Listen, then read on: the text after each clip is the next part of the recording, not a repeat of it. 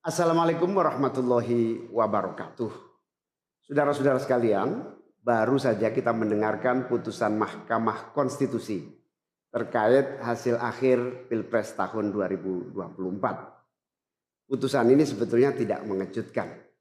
Putusan hari ini mengkonfirmasi bahwa kita semua termasuk MK tak kuasa menghentikan laju pelemahan demokrasi di negeri kita tercinta. Sebagai catatan, kami sangat bangga dengan 3 hakim MK yang menyatakan dissenting opinion.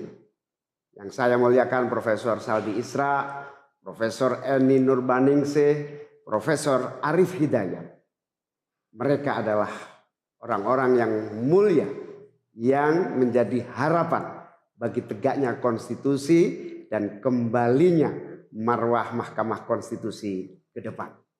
Dan mereka akan menjadi catatan indah dan baik dalam sejarah kita berbangsa dan bernegara.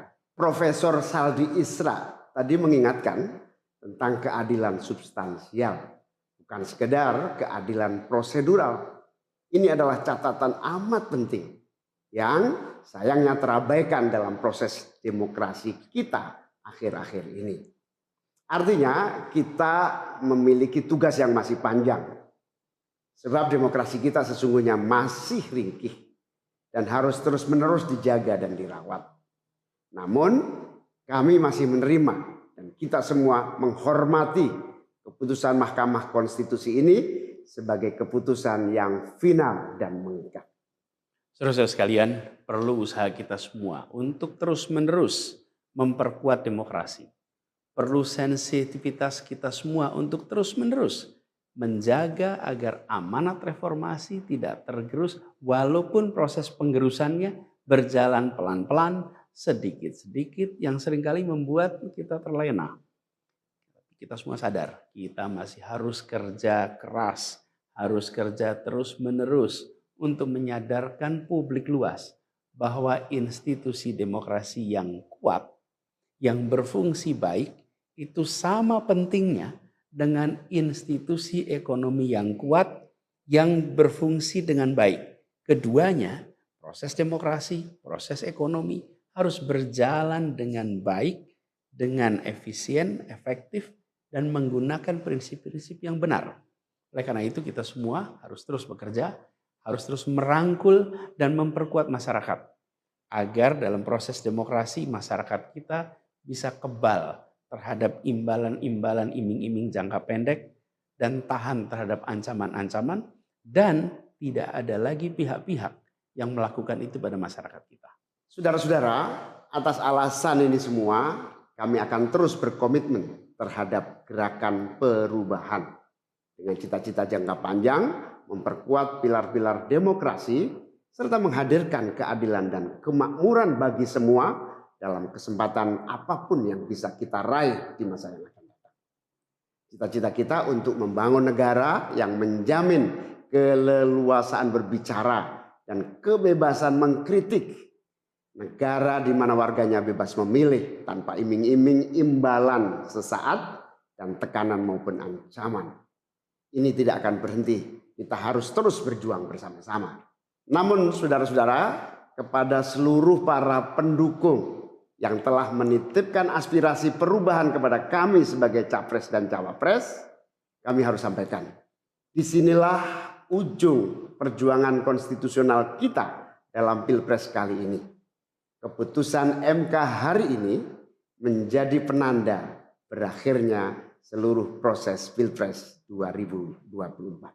Saudara sekalian, salah satu prinsip demokrasi yang baik adalah peaceful transition of power. Perpindahan kewenangan yang berjalan dengan damai dari presiden petahana yang segera akan berakhir masa jabatannya kepada presiden terpilih.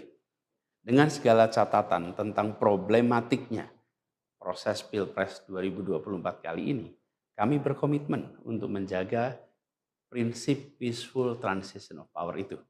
Dan kami memilih untuk menjadi bagian yang terus menjaga, terus membangun mutu demokrasi di Indonesia. Oleh karena itu, pada hari ini kami menyatakan bahwa bagi kami proses Pilpres 2024 telah terlewati seluruh fasenya. kami sampaikan kepada Pak Prabowo dan Pak Gibran, selamat menjalankan amanat konstitusi, selamat bekerja menunaikan harapan rakyat yang kini diembankan di atas pundak bapak-bapak berdua. Saya sempat berkali-kali ditanya pendapat pribadi tentang Pak Prabowo. Dan saya jawab, beliau adalah seorang patriot. Hari ini saya terus mempercayai sebagai seorang patriot. Beliau adalah seorang yang telah mengalami pendidikan modern sejak usia belia dan berasal dari keluarga intelektual yang amat terpandang. Maka Pak Prabowo tentu paham bahwa dalam demokrasi yang baik, menerima keberadaan oposisi sebagai partner dalam bernegara, menjaga keseimbangan dan independensi 3 cabang kekuasaan, yaitu eksekutif, legislatif, yudikatif.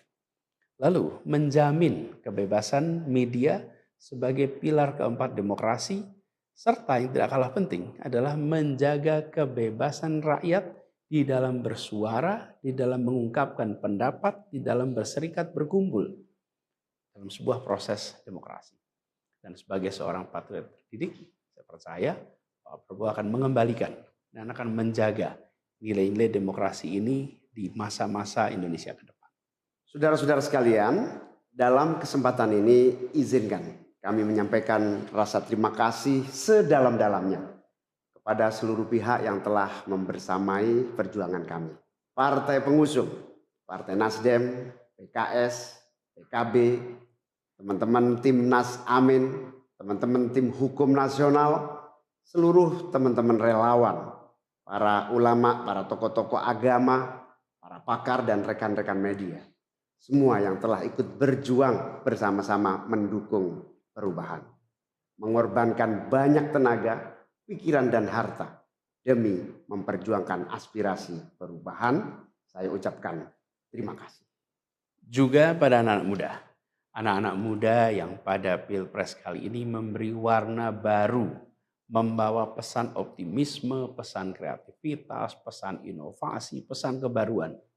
Terima kasih telah menjadikan Pilpres kali ini Pilpres yang menyenangkan, mencerahkan. Yang tidak kalah penting adalah mencerdaskan.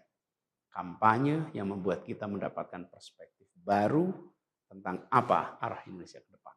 Karena itu kami berpesan kepada semua, melihat proses yang terjadi. Proses politik sering nampak kotor dan berujung pada kecewaan. Tapi jangan sampai itu semua membuat kita berputus asa pada proses politik. Begitu banyak cita-cita besar yang dapat diperjuangkan melalui jalan politik. Bila saat ini kondisinya masih begitu mengecewakan, justru ini adalah tanda, ini adalah pengingat bahwa perlu semakin banyak dari kita semua yang mau berjuang di jalan politik. Ini adalah panggilan mereka-mereka yang berintegritas, yang menjunjung tinggi etika, yang memikirkan tentang masyarakat, tentang negara, tentang rakyat, untuk mau masuk di wilayah politik. Bawa kompetensinya, bawa integritasnya, dorong, jangan menyerah dan jangan putus asa. Jalan perjuangan masih terbentang panjang. Sepanjang usia Republik ini masih terbentang jalan pengabdian untuk melakukan perubahan bagi keadilan, bagi kesejahteraan, bagi kemakmuran kita semua. Dan itu dibutuhkan kemauan untuk mau terlibat di dalam proses politik. Jangan putus asa, mari kita jalan terus untuk perjuangan ini. Teman-teman semua, marilah kita lanjutkan perjuangan. Mengubah yang memang perlu diubah. Melanjutkan perjuangan untuk memperbaiki apa yang memang perlu diperbaiki. Dalam berbagai kesempatan dan ruang yang tersedia di masa yang akan datang. Insya Allah, saya dan Mas Anies akan terus membersamai teman-teman semua di dalam memperjuangkan kebaikan dan perbaikan menuju Indonesia yang adil dan makmur untuk semua. Tetap semangat, jaga stamina, perjuangan masih panjang. Izinkan kami menyampaikan terima kasih. Terima kasih kepada semua. Semoga Allah SWT merahmati negara Republik Indonesia dan melindungi kita semua. Assalamualaikum warahmatullahi wabarakatuh.